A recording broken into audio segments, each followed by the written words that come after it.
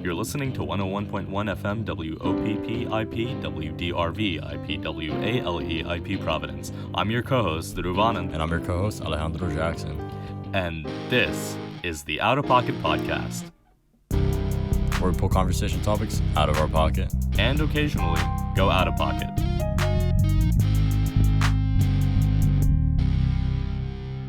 It's time to get philosophical. I guess, on today's show, we're continuing our series, Quickfire Philosophy. You know the drill. We're going to cover 4 philosophy questions over the course of the entire episode. We're going to dedicate about 15 minutes to each, obviously, and we're just going to give our thoughts on each one and get a little get a little deep and hazy in the brain, especially considering that we're not usually recording at our usual time. Yeah, it's true. Big congrats to this man over here who's been putting in the work for the last this semester. Look, 2 months. Well, 2 months, almost 2 months. Working on quite a wonderful what would you call it? Play. Yeah. Yeah. No, I feel like my brain does that. Often when we record, I feel like it's funny because I'm taking a podcasting class really quick. And I feel like, they talk about being very kind of concise and to the point. I think a lot of times we record, I look for like quite big words. But great job, man. Thanks, man. I appreciate it. I'm proud of you. Appreciate it. So, anyways, but because of that, we are recording late. So yeah, just had my last show earlier this morning, and normally we would record during that time, but now we're doing Out of Pocket podcast At night. But after dark. I guess the caveat to that is if we are particularly absent-minded, particularly dumb. I'm not gonna lie. Like, it's probably because the gears are. It's the sleep deprivation.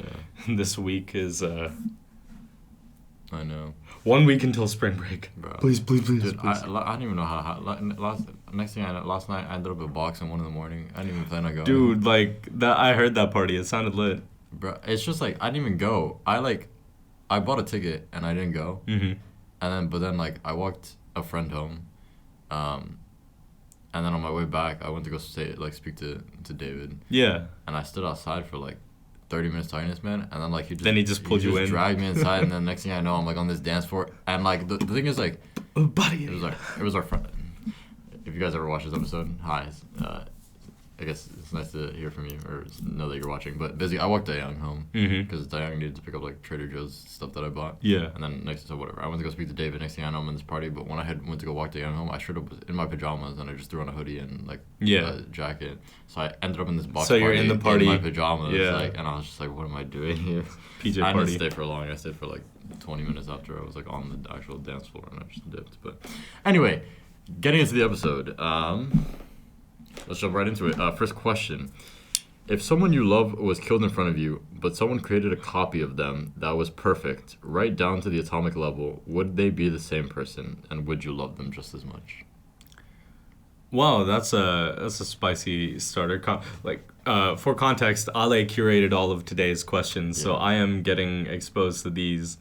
Define curated, bro. Google, the GOAT. No, but...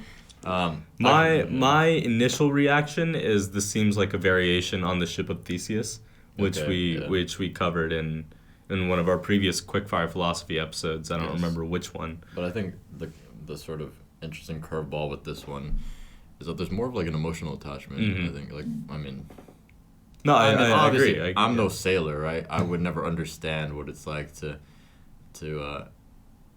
sail with a vessel for so long and to go through bro, I did watch One Piece and I know One Piece that when the going merry that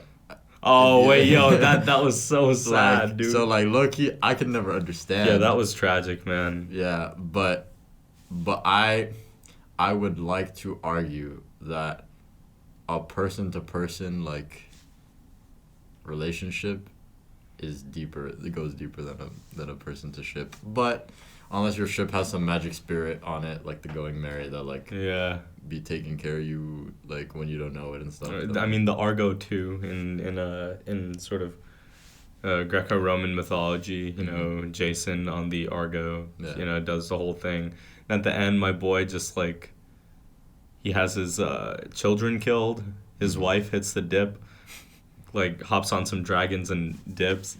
And then he's just like a crazy old man, like hanging out in like the scuttle of his old ship. And then one day the mast just falls on him and he dies. So that'll do it. That'll do it. Yeah. I guess you could say he had an emotional attachment to the Argo because it could speak, but it didn't treat him too well in the end. Damn. But yeah, so I think, you know, I feel like this question for me kind of boils down to like,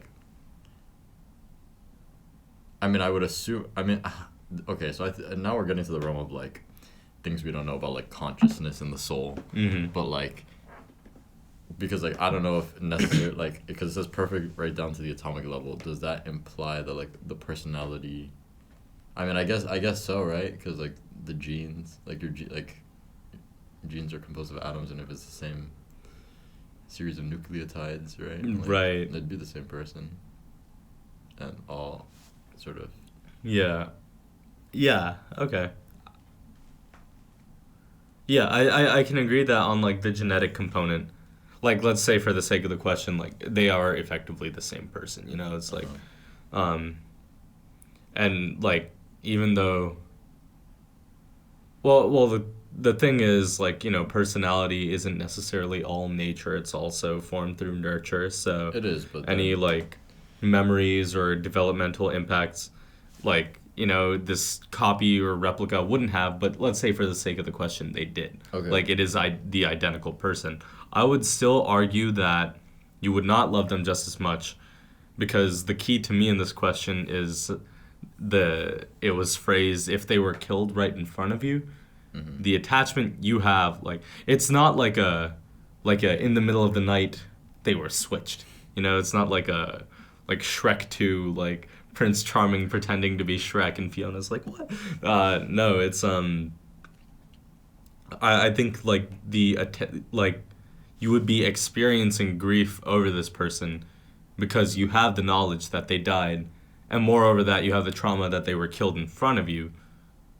So any which way you would get the copy into your life, whether you just wake up the next morning and it's like a Groundhog Day, like this person's just like in your life again, and it's as if the event previously hadn't happened, you would still have those memories, and that would affect your like you wouldn't feel quite right. That's at least what I think would happen. I guess one thing, so first thing, I guess yes, because you were saying about nurture. I did question whether like said copy would retain the memories. I think that brings into question, like, this is like, so like, are said, basic, because okay, essentially from my understanding, like, memories and kind of learning happen through what is it, neuron potentiation, long-term potentiation, and whatever. If that holds in said copy of the atomic, then I mean, obviously I don't know for sure this is such a, but I feel like, you think it would carry over said memories? What, the memories? Oh, that's a good question. I think for the sake of the question, I already assumed yes, but like, if you were to actually think about it, like, I wonder if neural pathways like the same neural pathways between people can encode different things. Like, let's say, like, for me, like the memory of when I don't know, first learned to ride a bike is encoded by the neuron pathway like A, B, C. And it's the same thing for you. The first time you learned how to ride a bike is A, B, C. But those are still two different... That's a bold assumption. That's a bold assumption. You don't know how to ride a bike? I do not. That's wild. That's crazy. I feel like this is common knowledge. I mean, like, at least among... I mean, you skate more than... Among people at Brown. Yeah, because it's cooler. That's fair. And also because I know how. Yeah, that's wild. That's wild. Okay, bad example then. But let's say the first time you ever watched, like, I don't know, some common movie that we've both seen. Like, Into the Spider-Verse. Let's say the same pathway the first time you've watched that movie. But those are two different memories, you know? Like, I like... My memory is watching it in, like, some completely different part of the world than you.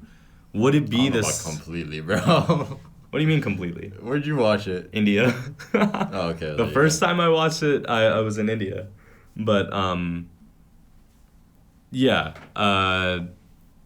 Either way, like, if it's the same neural pathway, what's the secret sauce that makes it my memory versus your memory? You know what I mean? Mr. Krabs knows, bro. Only Mr. Krabs. I can't... Plankton's been trying to figure that one out for years, bro. But, yeah, and I feel like... And so I think that is...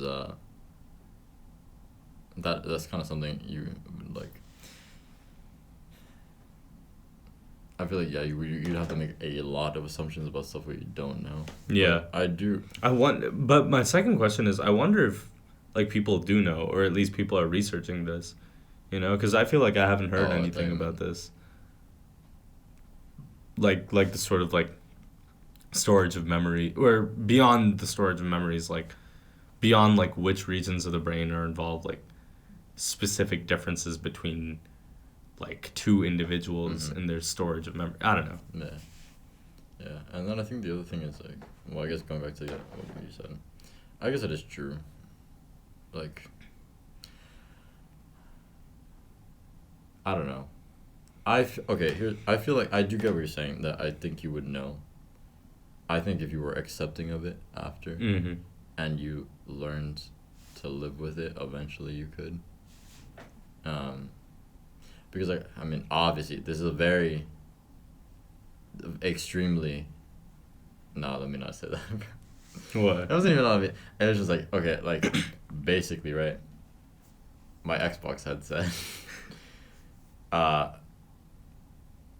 So, like, one day I was traveling home to Boston, and I left it at security. Bruh. Lost it. I had to get another one. I got the exact same one, right? So there's, like... the traumatic whatever, right? But then I remember, like, the other day when I was thinking about how many of those headsets I've had, I remember there was actually another one that I, like, forgot about. Like, wow. Anyway, because why did I have that other? You see, and, like, that's the thing. I feel like with enough time, it all starts to, like, blend together. And so I don't know. It's just, I mean, I am not comparing the loss of a headset to the death of a person. They're not the same. I think one is. They are not the same. Yeah, one is definitely more traumatic than the other. Baby Keen. But I think I want to say that eventually you could. However, I guess so. I guess that's assuming that they're, like, they come with the same nature and nurture.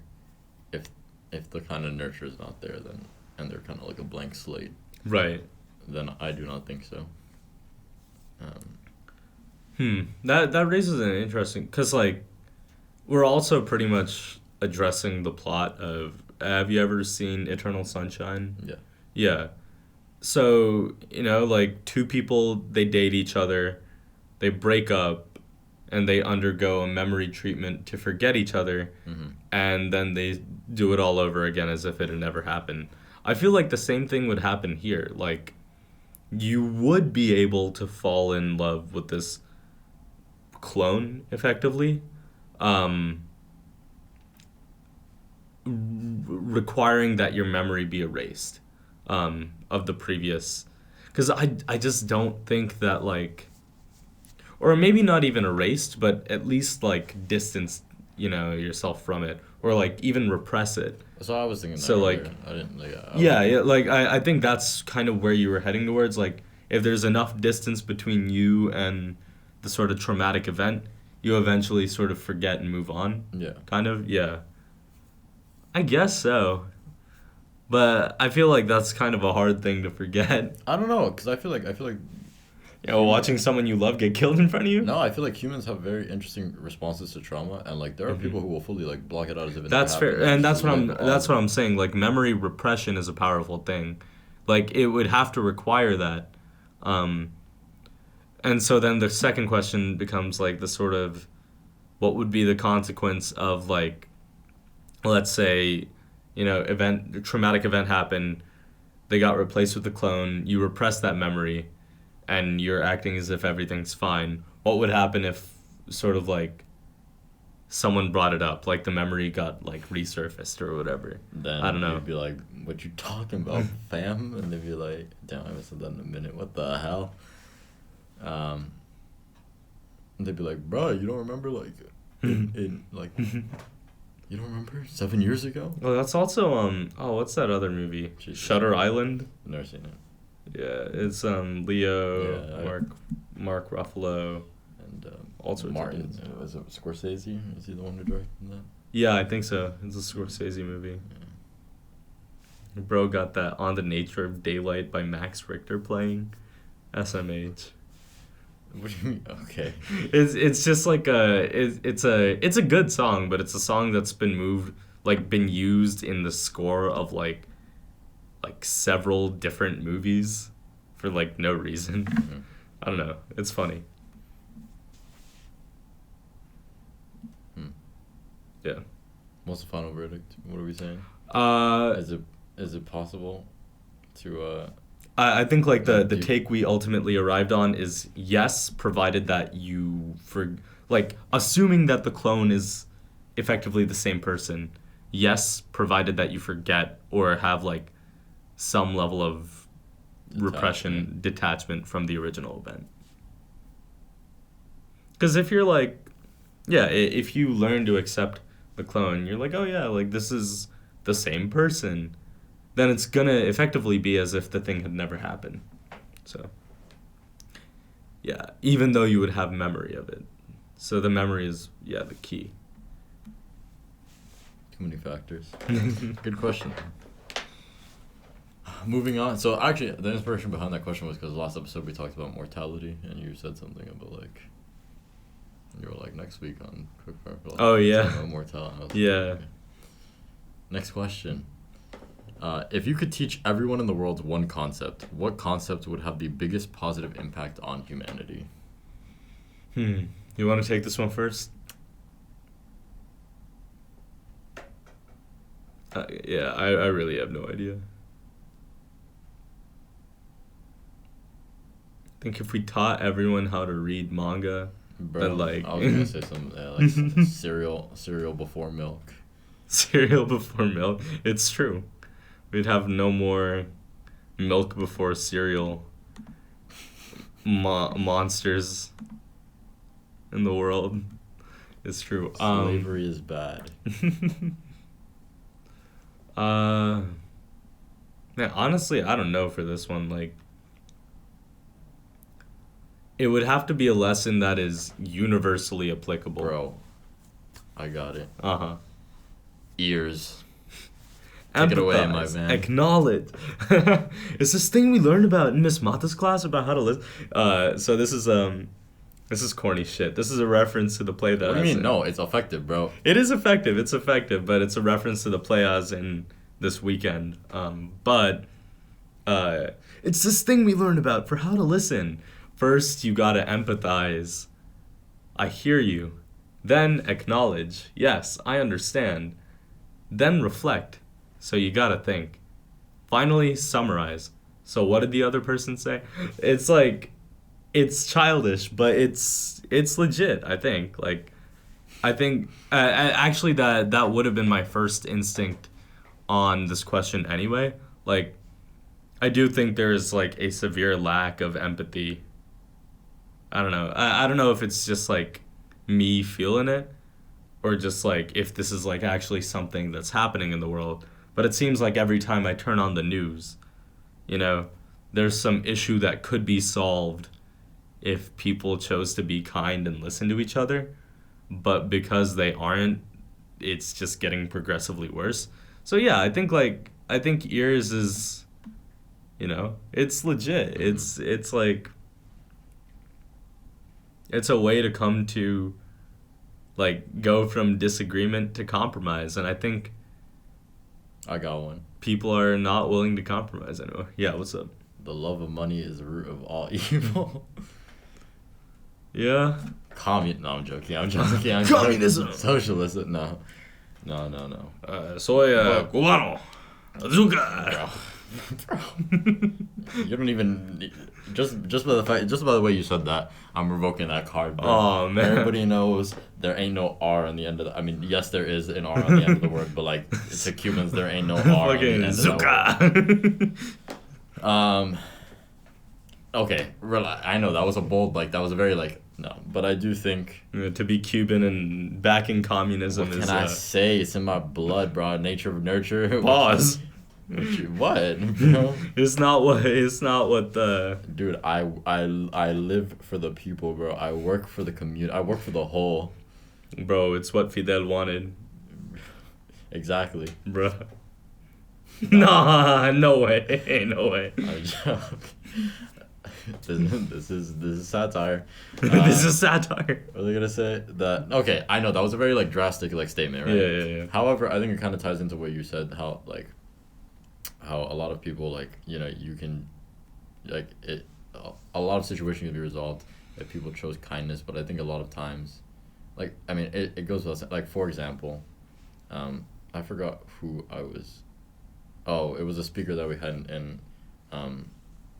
our podcasting class, and this is kind of different because it's not really a human against human issue, but she was talking about like taking care of the environment and like sort of working towards fixing a lot of the problems that we have created, and one of the things she said was it's not that people like are like don't care about the environment or are unwilling, it's that it's not financially, like they have not found a financially reasonable way that'll kind of It's true. thrive economically in the system that we have. Mm-hmm. And I think there are just a lot of other issues like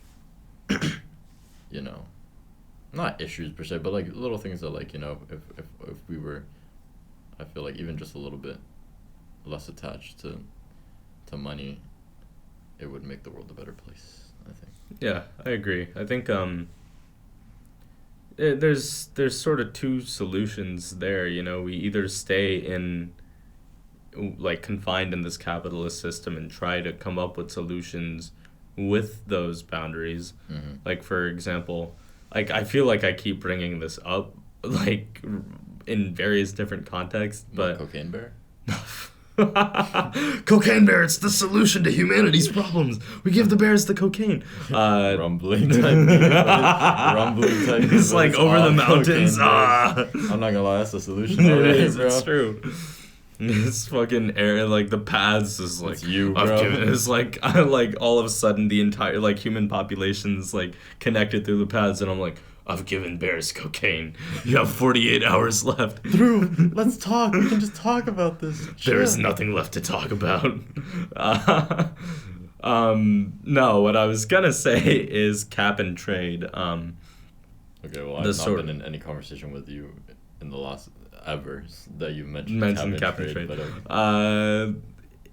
man, I feel like I brought it up pretty recently too. But it's like sulfur, like basically sulfur dioxide emissions were a big problem, especially in the late 90s. And economists sort of worked together and made it better by implementing the system called cap and trade, which was basically sulfur dioxide emissions were like hard capped at like, I don't know, 20,000, like let's just say like arbitrary, like 20,000 units of emission. So like every factory in the country combined couldn't pass this threshold without like severe financial penalties. And then they issued out permits to all of these factories that would be producing sulfur dioxide emissions. And what they were allowed to do were trade these permits. So the bigger factories that produced more emissions and had more money to just due to scale and could afford them. Yeah. So as the story sort of went, bigger factories and companies that could afford it / could scale up and invest in sulfur dioxide, sort of purifying emission technology, bought up the permits. The smaller factories, sort of died off because it was less financially viable to, operate now. And it, successfully reduced sulfur emissions. In that is an example of, a truly financially, or at least capitalistically viable solution to something that has been done. So essentially make the penalty less financially, I guess, reasonable than the solution. Yeah, pretty much. Yeah, that's effectively what happened. I just think, the only issue there is obviously and it doesn't. Yeah, and the problem is it also doesn't work for everything. Yeah, sure. The second solution would obviously be getting rid of capitalism and trying to come up with another system. But that's for season 4. I don't know. It's just it's complicated because there's obviously I've been conditioned to think this way because I grew up in the United States, but there is an inherent quality of capitalism to where your property, by having individualistic property ownership as a fundamental tenet, that means that workers or just anyone participating in the system has an incentive to participate in the system, the accumulation of wealth and property. Without that incentive, why would people work? And for the people. Exactly. That's why it's hammer and sickle. No, pause. But that's without that incentive, people have proposed you would work for your fellow man, you'd work for the country, whatever, and nothing has ever stuck. And nope. I don't know. I'll just leave it at that because, frankly, I'm just not educated enough in the topic to, delve, real deep into, why capitalism versus anything else, or alternatively, why anything else versus capitalism. So, yeah. That's the thing. I feel like there is no one right answer because I feel like these things all work on a case-by-case basis depending on, size of the country, what are the needs of the people in the country, I don't know, so, right? That ain't us. But hey, maybe on a episode in season 4 we can try to come up with some made up fantasy system of government. Out of pocketism. Are you a pocketarian? Pocketarianism. And all we eat, the only foods in all of the lands are hand pocket, like samosas and empanadas. Just stuff those are pockets. They're pockets. That's all we eat. Just all hand pies. Just we all die of coronary artery disease. What you mean, bro? You can make healthy, bro. Shy, bro. What? You put spinach in there? I guess. And where's your? I guess you could do protein too. Of course, bro. It's dude. You can. Yeah, bro. Financially, nutritionally viable samosa diet. Yeah, bro, I'm going on a juice cleanse. Yeah, well, I'm going on a samosa cleanse, bro. See you never. The only thing is the fried outside, but never killed anybody. I don't know.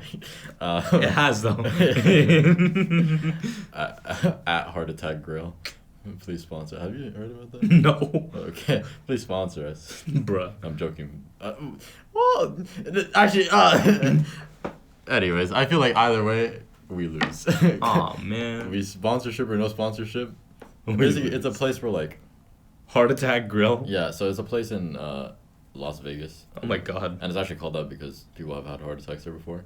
And basically, it is one of the most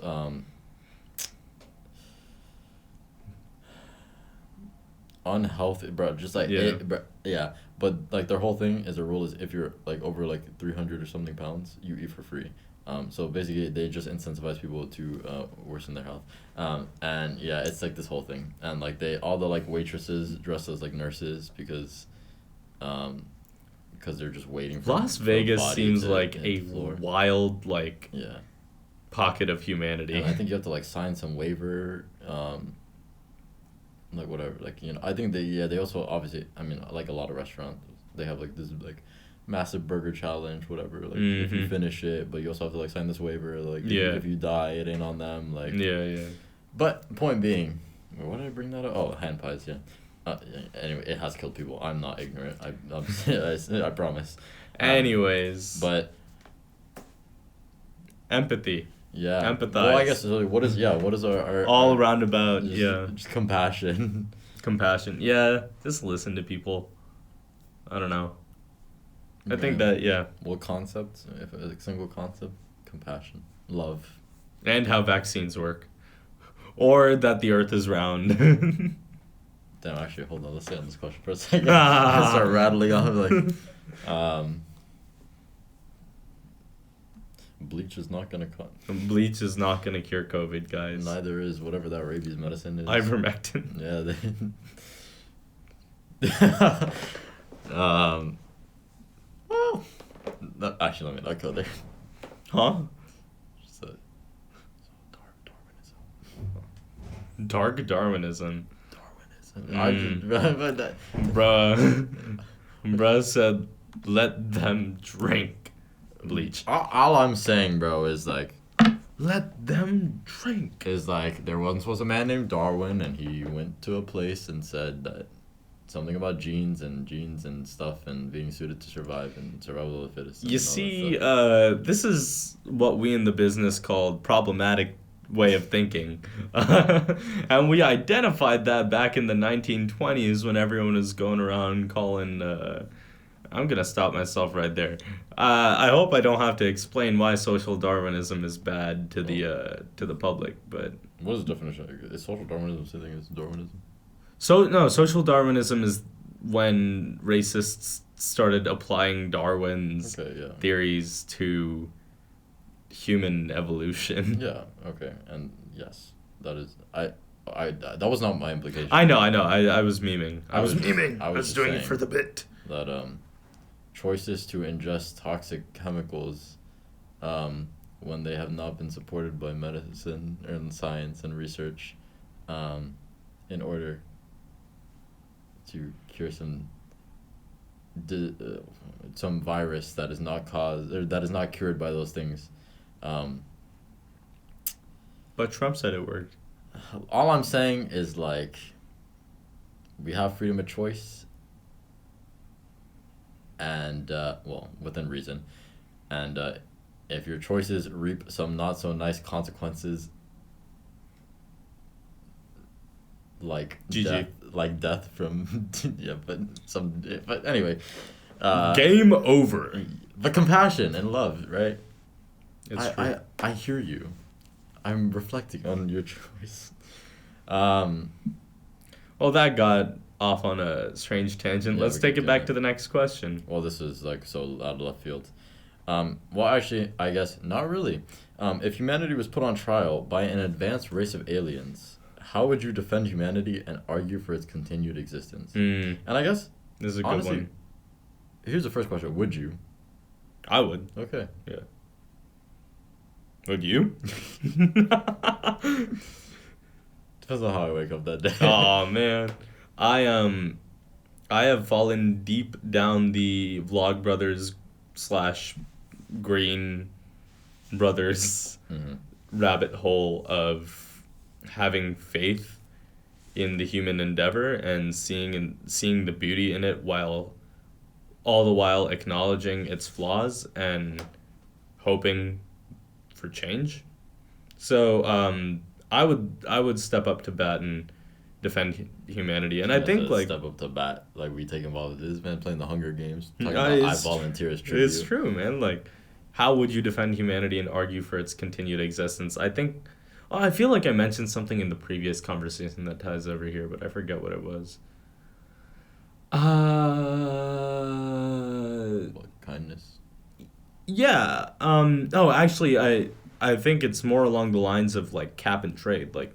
Bro, what? Like humanity has the capacity to right its wrongs if it puts its mind to it, and like come up with these sort of creative solutions, if given the time and the resources. I think that's like one beautiful like facet of the human experience. I mean, more than that, like.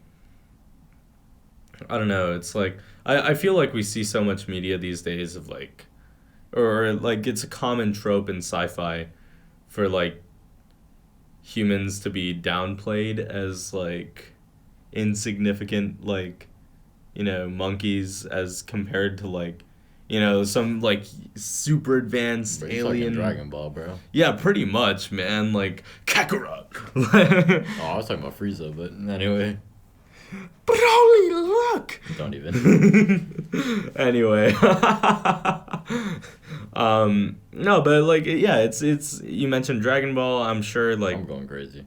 A complete side note, but our outline doc, I read emotions, or like I looked at the word emotions and I read enantiomers. I'm losing. Oh man, the Orgo's seeping in. I used to have dreams about Orgo. That sounds last terrible. year. It was crazy, man. I would like go to bed studying, and like as I'm sleeping, I'm like addition reactions, and then I had to wake up like man, it was a wild time. It was a wild time. But actually, the secret of humanity lies in benzene. I refuse to elaborate. Actually, I will elaborate because we're actually on this topic. I don't know. There's this humanity like. Yeah, like kindness. We mentioned it last question. I think obviously it comes back here in sort of humanity's capacity for empathy and understanding. There's this sort of idea in Buddhism that the Dalai Lama feels the suffering of every like Buddhist or like / person on earth, yet he still remains happy. And the sort of question is like, how could someone experiencing just like immense like pain all the time still come out like joyous? And it's that idea of sort of shared burden making it easier to bear, which is something you'll also see, and this is where I become cringe again, this is something you'll also see in a benzene molecule, as shared charge between 6 sp2 carbons becomes easier to bear for all of them. And I think there's just something really neat about like the way that the universe has arranged itself on both like a microscopic and macroscopic and a mesoscopic, I guess everything between, in this fashion, to where like there is this guiding principle of like unity through shared burden. And I think it's neat that humans have acknowledged that and understood that. And like, I mean, like look at a movie like Independence Day. Like they're all like getting invaded by aliens and shit, and then every country sort of unites against the aliens. And so there's always this idea of like there's this ideal of uniting against a common enemy, which in like a lot of sci-fi fiction is like an alien invasion. Mm-hmm. But I mean, it doesn't even have to be that, but sort of like humanity has the capacity for those moments. It has the capacity to create art. and find meaning and sort of shared expression and communication of ideas and emotion through art, which is also goated. So yeah, I would argue that, like, I don't know, if humanity stopped existing, that would suck, I think, in the large scale of things for the universe. Because, Really? like, even if you were to say, like, let's say, like, lizard aliens landed tomorrow and they also have, like, like, why are you assuming they're species, bro? I don't know, that's part of the assumption. Like, they could be any alien species. I just assume they're lizards. We're inclusive here. Yeah, okay, fine. They're We're trying to get them intergalactic sponsorships, they're bro. reptilian. I don't know. Fucking, I don't know, alien species. I don't know if there's a way to generalize beyond that, but whatever. Let's say they land here and they have Alive? alive? An organism? Sure. Let's say some alive thing from outer space comes here tomorrow. I feel like that abstraction makes it scarier. Oh yeah. Some alive thing. Who knows? It could happen. And I don't know. Like, if they have a more, like, let's say they have a similarly sophisticated and advanced society, and they say, like, that argument doesn't make sense. Like, if we destroy humanity and we wouldn't lose art because we have art, I would still argue that, like, humans... Our art's better. Exactly. Like, Oh, bro. imagine if we get, like, rolled up on, I make this whole argument, and they're just like, nah, we do it better. Fucking gone. No, I would argue that, like, just by being unique, I don't know, we occupy, like, a niche that no other species has or ever will. And I don't know, Hank Green mentioned... Hank Green! Yes, I'm cringe. Hank Green mentioned this cool thing in one of his TikToks where he's like, it's kind of the MO of every species to occupy all of its available territory, which might be, like, one of the solutions to the Fermi paradox, which is basically like, why haven't we seen aliens yet if they do exist? And one of them is like, maybe when you get to an advanced enough point, you realize that you don't need to, like, because it's like, I don't know, elephants. Elephants occupy all the space on land, on Earth. Marty. R.I.P. Marty. Rip. Rip. Yeah. But oh man, elephants occupy all the space on Earth that they can, given, like, finite resources and, you know, their ability to survive in different environments. But, like, I guess, like, humans don't necessarily do that. We are practically on most places in the globe, but I thought it was something like a ridiculously large percentage of the world is not inhabited. I mean, I would believe that. I don't know the specifics, but, like, there's the argument to be made that once you get sort of advanced enough as a species, you start understanding that you don't need to occupy or colonize or extort, or no, what's the word I'm looking for? Not extract, but, like, take advantage of. What's, like, the word? Oh man, it's so late. It's so late. Fuck. I don't know. Either way, you get my point.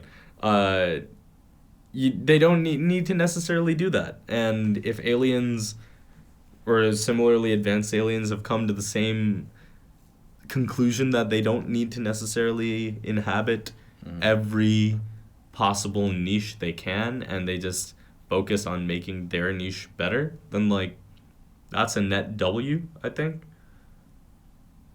I don't know how we got here. Okay, well, here's my question. So if the aliens came, right? And they're like, they tell you this.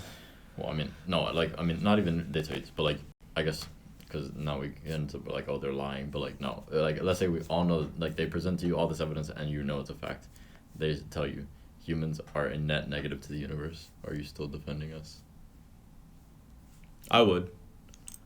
Like, I mean, you mentioned the fact that they're lying. Like, who? I'm okay, saying, like, if it's you could still, assume that they're lying, but I'm if saying it's it's like objective fact and we all accept it as such, I would still argue yes, because I believe that humans have the capacity to be better and to change that net negative into a positive if given the time.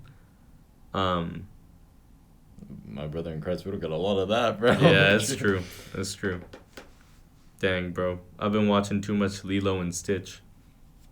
They got Stitch. What you mean? They turned that. They turned that. Family, bro. Ohana means family, bro. What you on about? Ohana means family.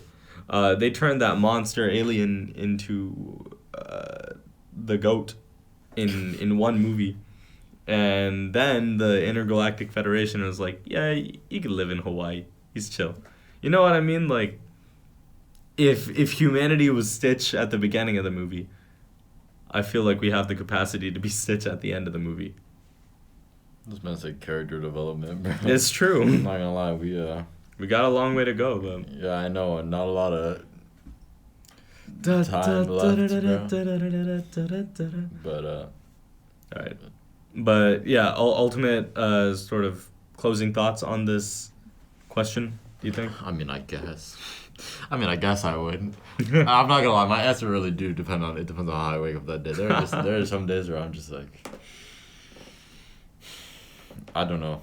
There are some you see certain news articles and you're just like, low key. Shout out to last week, Florida man. I know. There was Some of those Florida man articles had me like. Yeah. Naked cowboys running up in people's homes, bro. Like, twice in 2 separate states. But yeah. So, but I would like to say I would lean towards yes. Because I think on most days I think yes. Okay. So just don't catch me on a bad day. If emotions are the product of biochemical reactions,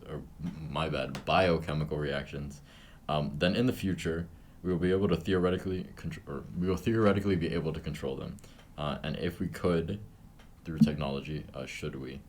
I mean, I'm not gonna lie, this one's kind of. Yeah. Well. Okay.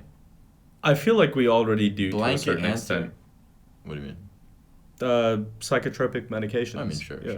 But I mean, like fine tune, like control, like. Yeah. Okay. Yeah. Like I'm talking like you go on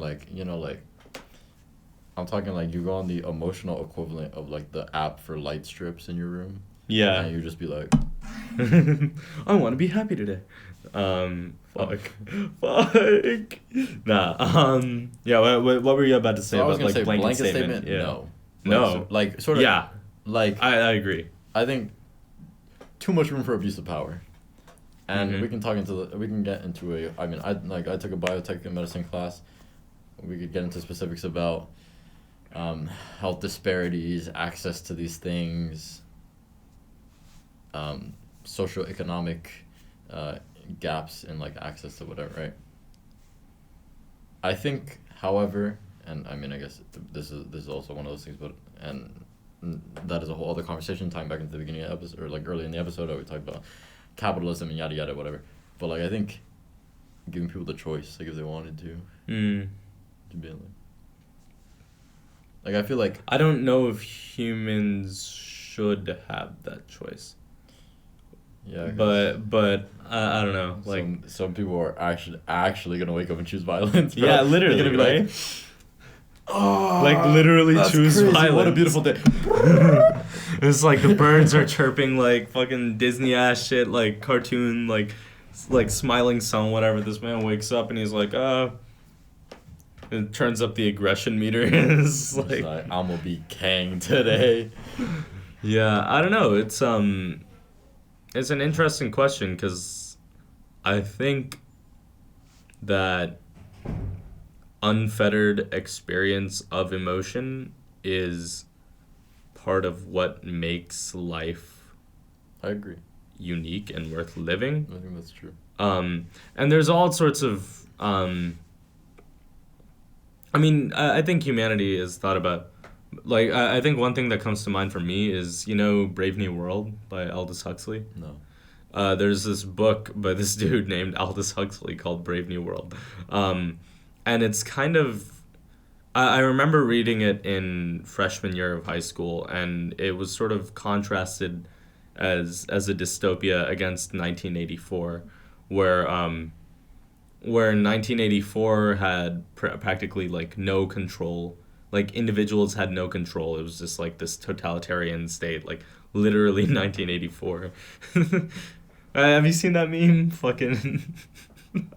This is like his wife says some shit and he's like, "Yes, honey," and he tears off the calendar and says like January 1980. It's like the dumbest shit. But anyway, in contrast, Aldous Huxley's novel has this really unique society.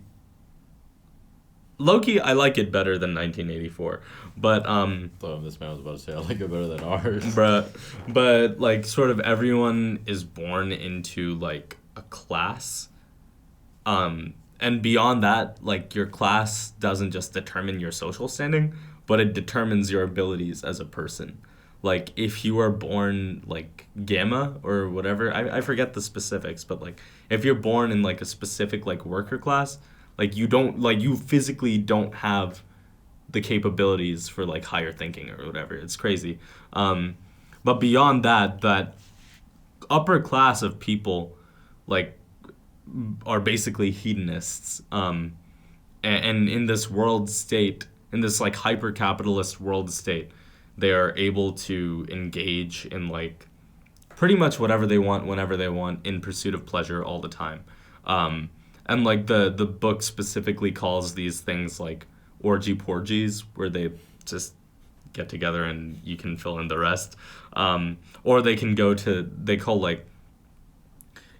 these things like feelies in the book, but it's like effectively like you go to a 4D movie and just watch like VR porn. It's like, it's weird. But the plot of the book centers around that was not a facial expression of interest, by the way. Oh man! Because I made this face, and it was like in my head. It's that Patrick Bateman. In my internal monologue, I was like, "Huh, all right." But the face I made was like, "Oh, all right." It's not like that, bro. I swear, please. But like, yeah, I think like that's a good parallel for, the ability to like theoretically control emotion. I don't think humanity is strong enough to not always choose be happy all the time to the max all the time. I know. And like that's kind of the argument that the book makes. And so like the plot centers around they kind of go out to the like part of the world like that's like quote unquote the reservation, where like this group of people hasn't been sort of controlled by the world state yet, and they're viewed as like savages. And there's this character, specifically John the Savage, who's like everyone views him as like, oh, he's like, he's like this strange creature from, but like the book presents him as like, he's smart, he's like handsome, he's like, sort of well read. I think specifically it's Shakespeare that's mentioned in the book. It's been a while. I haven't read this book in like 5 years. But what happens is the society takes this ideal person who hypothetically would be living like not necessarily like how we are now, but closer to us than to the Brave New World society. They take him and they corrupt him. And in the end, he's sort of like this hedonistic monster. He participates in like an orgy porgy, and then he hangs himself in a lighthouse because like he can't stand the thought of what he's become. So I think that like all in a roundabout way of saying, if we were given this ability to control our emotions, I don't have that much confidence that people would choose to forgo it in lieu of living a normal life, and that the majority of people would choose to be happy all the time with no exception, which would lead to then, poor art. That's like so wait, that's like no pause. Let me elaborate. Because then aliens fall off after that, and what are you saying, bro? Nah, it's true. You're like, we got art, and you're like, damn, our art's poor now, bro. Like, whoa. I mean, that's not the primary reason, but like, think about it, man. Like the Weeknd's album, non-existent, bro. Bro, like, how would you ever see a song like "I Was Never There" if everyone was happy all the time, That bro? song was never there, bro. That song was never. That song is never there. What makes a grown man wanna be happy? Like fucking like I don't know, bro. It's just like that's not the primary reason. Pharrell going crazy, man. Man's selling records, bro. Wow.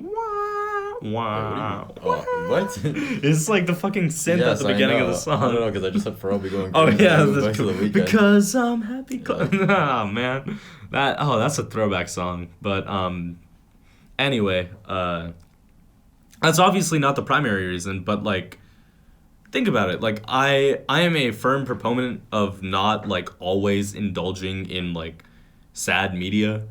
Like, because if you're always going through just depressing shit, you're going to be sad and you're not engaging with, the happy and beautiful side of humanity. But at the same time, that happy and beautiful side is impactful because we all go through sad shit too. Like, you can't have happy without the sad. And so, like, yeah, man, it's just... I just view it as like fundamentally anti-human if we were given the ability to control our emotions. It's robotic. In such a way, yeah, that we would effectively be robots. Yeah.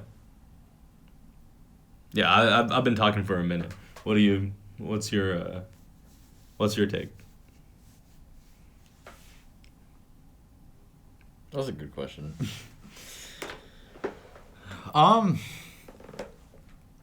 I generally agree. I generally do agree. I do think, though, I don't know, but I guess this kind of harkens back to what you said about humans not being able to forego. Because I know, like, I feel like okay, I will say no. I will say no because I think that it is. Well, this in and of itself sounds so pessimistic. However, like, the question is essentially like, can we trust that we have the self-control, the discipline? Mm-hmm. And I don't think so. And that sounds so kind of judgy, in a way. Yeah. Yeah. But I feel like it just errs more on the side of caution, like, because I think the minute you like are like, oh, just today I'll make myself happy, and then you keep going, like, you're like, okay, but today, like right, so you're like, just today I'll make myself happy, right? Like, I deserve it, I've been working hard. And then the next day you're like, oh, I have a really important meeting, it should be like, it'd be good if I was like on my A game today. And like, you're like, oh, it's Saturday, I have to go to somebody's birthday party, obviously I don't want to be like down in the dumps. And you just keep, and so where's the line? You keep pushing it, and then next thing you know, you're so. And I do agree. I think like it's the same principle with like what you said with about happiness, having it be so abundant. It's the same principle with like money. Like, everybody's like, why can't we just print more money? And it's like, well, because then it's has no value, because if everybody had $1 billion and nobody's a billionaire, because everybody's a billionaire, like, it's like, yeah. So I do agree with what you're saying, that like, if everyone's happy all the time, then what, like, then no one's happy. Also, society would cease to work anymore. Like, no one would want to do anything. Gyms are bankrupt. Like, gyms are at an all-time low. Like, it's true, man. Like, no one would want to do anything. They just want to sit in their own filth and just, like, just be happy all the time, you know? Like, I fail to see a scenario in which everyone is happy and still chooses to, like, go into work. Well, I guess it depends on what the technology is. Because if the technology is something where you have to be stationary, like, I don't know, let's say VR. Like, if you have to, like, look into it to be happy, nothing's getting done. But, I don't know, if it's, like, an app or something and it, like, you're controlled through, like, a microchip, I don't know. Like, what do you think? Here's a good question. Cap and trade. So what if we cap and trade the tech, bro? Yeah, then it's only going to be accessible to rich people, and it's going to, get even worse. I know. But, no, I was thinking this because I know that there are scientific studies that show that seeing somebody happy makes you happy, and then we'll... Trickle down happiness? Yeah. Guys, I promise it works. No, but like this is actually scientifically proven that like if you see somebody do a good deed for somebody else, then you are more likely to do a good deed for somebody else that day. And I wonder if there's like a threshold as to like how many people like if they just like randomly. I'm not gonna lie, this is also Thanos type beat, but like not really. Just it's the logic that like because he was like Thanos is all about his randomly chosen genocides. I'm talking about randomly chosen upliftments of people. So we give like X amount of people technology, even though I mean obviously that'd be harder with people black market. But anyway, I mean I guess it's like we're delving into cyberpunk shit now. Well, I'm saying like David Martinez. If you make it like right, because like in a trading card pack like Pokemon packs, they'll make like a unique card and there's only X amount of them in the world, right? Mm-hmm. So we have like X amount of these devices. We kind of send them out around the world and then have a sort of net. So not everybody's happy all the time, but there's like enough people that are like it's like herd immunity but for happiness kind of. Yeah. And I'm thinking like is there a threshold, is there like a like all these econ graphs where they're like this is the point where like is there a point where it's like beneficial enough to give some people this technology and past that number of people it's like a detriment? Yeah, no, interesting question, man. Like, in theory, it makes sense to me, I think. That's my sociology But there's a difference between happiness and doing good things, I think. I'm not saying it's not a guarantee, but I think it would be there would be more of an inclination to do such things if you're seeing other people happy. I think because I think like okay, for example, you ever have a particularly good day and you go to like a restaurant and you kind of just want to tip a little extra? Yeah, I guess I know. Like you have like a good interaction with like sure. You're just like, right. So like let's say you have this happiness machine, you're super happy. You walk in, you're like, oh my god, like hey, how's it going? Like how's your day? You have a great interaction with this person, and you're like, oh like you put like, I don't know, like 21%, 22%, and somebody sees that, and they're like, wow, like I want to do something good today. Like, I feel like eventually, I mean obviously like you said, it's a theory. Yeah. Quick counterpoint. We are getting close to time here, but I think my last counterpoint would be, I think, once again, like, doing good deeds gets more powerful because we know there are people who do bad deeds, and because it is harder to do good deeds than it is to do bad deeds. Yeah. So, like, I think that... I think that kind of plays into the threshold thing. Though, yeah. That's a tough question. If you limit the amount of people that have this device, then there will be people who still do bad things that still kind of underscore the importance of good deeds. And the other thing I will say is, I'm not gonna lie, there's also no guarantee that if we randomly chose people and gave them out, there is no guarantee that some person would not choose violence. It's true. And so like it's true. More than that, I think what makes good or being good powerful is when you're good even when you feel shitty. You know what I mean?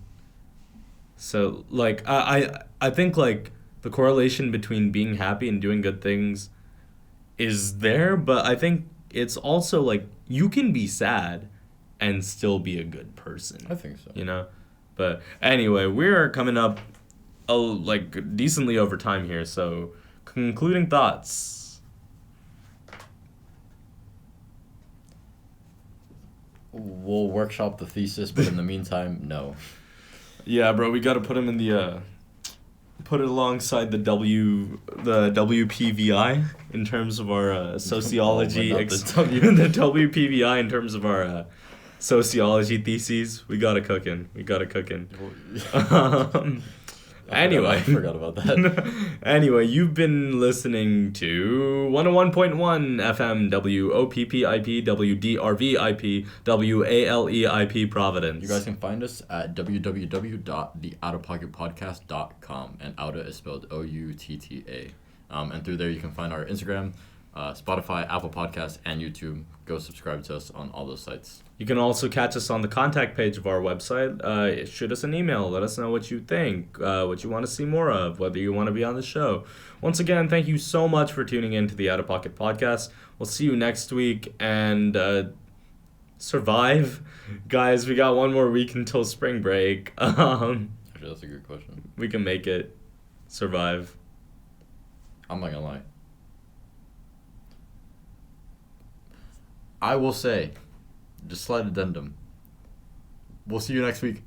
Tentatively. That's all. Yeah, good point. This week is looking a little sus. We might have to take a break next week for spring break. But we'll be back after that for sure. So, catch you guys later. Take care.